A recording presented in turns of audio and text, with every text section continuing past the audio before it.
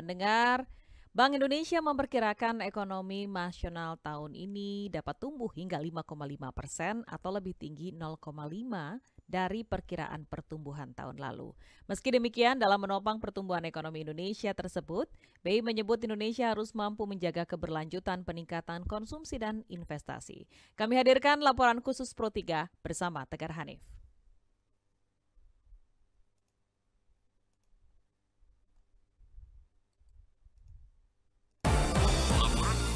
Laporan khusus. Indonesia adalah one of the best economic performance of the world. Gubernur Bank Indonesia Periwarjio optimis kondisi perekonomian Indonesia akan membaik pada tahun 2024. Hal ini ditopang oleh ketahanan ekonomi pada tahun 2023 dan meredanya tekanan ekonomi global. Bank Indonesia sendiri memperkirakan pertumbuhan ekonomi akan mampu bergerak ke kisaran 4,7 sampai dengan 5,5% pada tahun ini. Angka tersebut naik dari perkiraan realisasi pertumbuhan ekonomi pada tahun sebelumnya yang hanya berada pada kisaran 4,5 sampai dengan 5,3%. Optimis 2024 akan juga lebih baik. Pertumbuhan akan sedikit di atas 5%. Inflasi terkendali 2,5 plus minus 1%. Kredit 10 sampai 12%. Rupiah memang sekarang agak naik turun. Kami yakin tidak di semester 2 akan apresiasi mengarah kepada fundamentalnya. Dan digitalisasi termasuk yang tercepat di dunia. Tidak hanya kris, tapi juga elektronik transaksi keuangan pemerintah daerah, bansos, UMKM, dan konsolidasi industri kita, BI FAS, BI RTGS. Indonesia termasuk yang tercepat dalam digitalisasi, termasuk juga kerjasama internasional, cross border payment. Tentu saja kita harus tetap waspada. Semua orang masih menebak, apa benar Fed Fund Rate akan naik di semester 1? Kami perkirakan mungkin di semester 2, tapi jelas akan turun, insya Allah. Setidaknya akan mereda. Dolar masih kuat, tapi tentu saja setelah Fed Fund Rate akan turun, tentu saja akan mereda. Tiongkok memang melemah dan geopolitik global masih akan naik turun.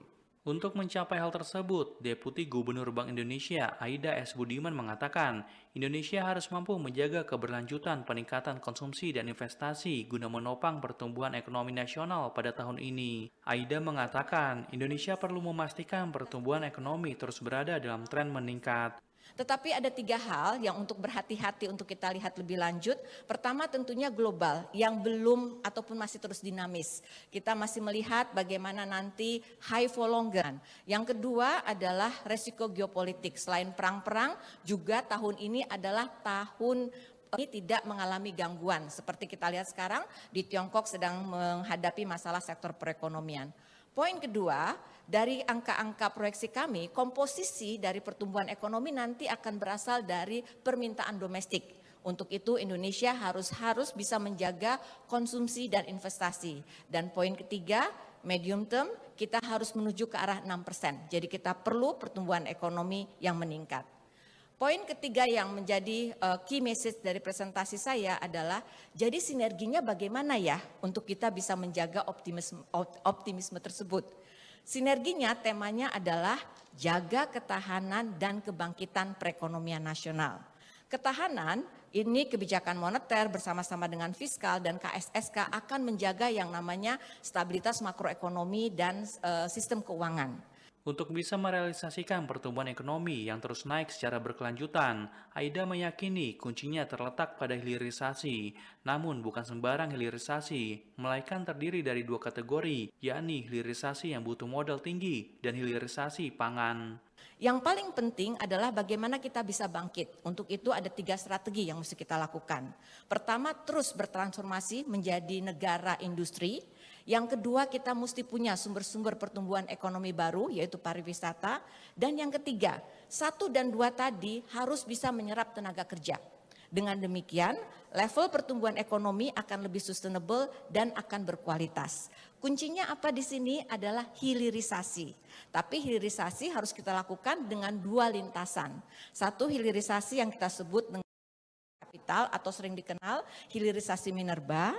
Satu lagi adalah hilirisasi pangan. Jadi ini penting dilakukan. Sektor pertanian itu menyerap 30% dari tenaga kerja kita. Proyeksi pertumbuhan ekonomi berbeda disampaikan Indef. Wakil Direktur Indef sekaligus ekonom, Eko Listianto menyebut pihaknya memproyeksikan pertumbuhan ekonomi nasional tahun ini hanya sebesar 4,8%.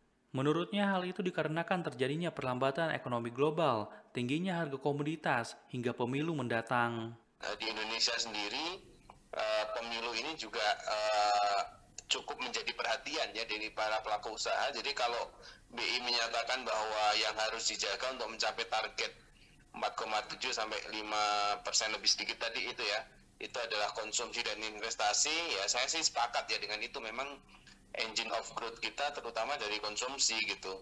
Di era pemilu ini sebetulnya itu bisa dijaga sih konsumsi ini ya, karena ada activity yang lebih ekstra lah gitu ya dibandingkan dengan tahun-tahun di luar tahun pemilu gitu. Kampanye ya di mana-mana begitu, apalagi kalau misalkan ada yang memprediksi kan bisa 2 putaran, yaitu perputaran ekonomi dari aktiviti pemilu atau kampanye itu akan lebih tinggi lagi begitu. Tapi memang di sisi lain challenge-nya di sisi investasi nih, menjaga investasi tetap stabil atau bahkan meningkat di tengah tahun pemilu agak susah kayaknya ya. Sementara itu, Kementerian Keuangan memproyeksikan pertumbuhan ekonomi nasional pada tahun ini masih akan naik mencapai 5,2%. Hal itu ditopang oleh aktivitas penyelenggaraan pemilu 2024 yang akan meningkatkan konsumsi pemerintah, masyarakat, dan lembaga non-profit yang melayani rumah tangga. Selain itu, berlanjutnya pengerjaan proyek strategis nasional juga akan mendongkrak pertumbuhan ekonomi. Dari Jakarta, Tegar Hanif, Pro 3 RRI melaporkan.